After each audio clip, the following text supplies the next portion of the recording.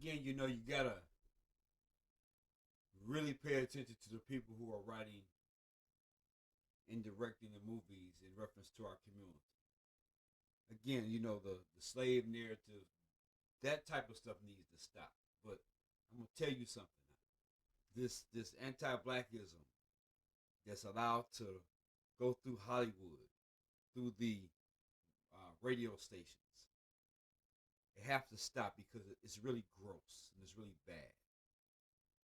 And our community should be outraged at this point. It's 2022, and we all know it needs to end. And so the FCC needs to do something about it, and we need to start to apply pressure to the FCC in reference to the movies that are produced with the image of anti-blackism or anti-black in general. But movies like Antebellum, you have to ask yourself, how did it manage to even get on the screen? How did it get how did it get distributed? How did it get into the market? Why is it streaming? Why is it even allowed on YouTube? I mean, you have to ask the question, but I'm gonna tell you again, you know, the first part of it is we're not paying attention to who's writing these movies, and we're thinking because we see an image of Denzel Washington or Samuel L. Jackson or Idris Elba or Regina King, we just assume. No, they're getting paid to play roles. They're fulfilling contracts. That's what it is. I mean, they're fulfilling contracts, and so they're just projecting an image, and they're going to project whatever image they're told to project. You understand what I'm saying? Whatever image, because you know it's about the thirst of that money. It's the thirst of money, and so the people who you think would have some integrity or morals about themselves or the community, they're falling down because the thirst of money. LeBron James, it's the thirst of wealth. You know, the legacy of his son.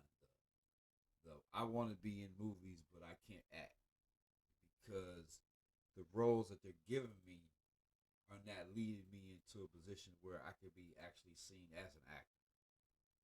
I'm still being seen just as a job, you know. But at the same time, we have people who are trained to be actors, who are training right now to be actors that can't even be seen in acting because entertainers, celebrities are filling roles, and then because of it, we're getting these subpar movies in our community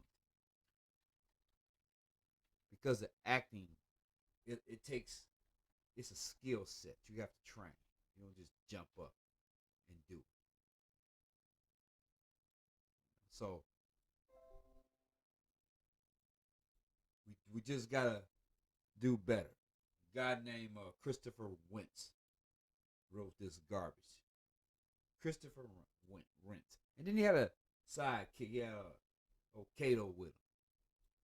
You know, he Kato probably was just covered, but at the same time, Kato sat back and was like, "Oh, I'm okay, man. Well, but I want to get paid though. Oh, okay, well, ooh,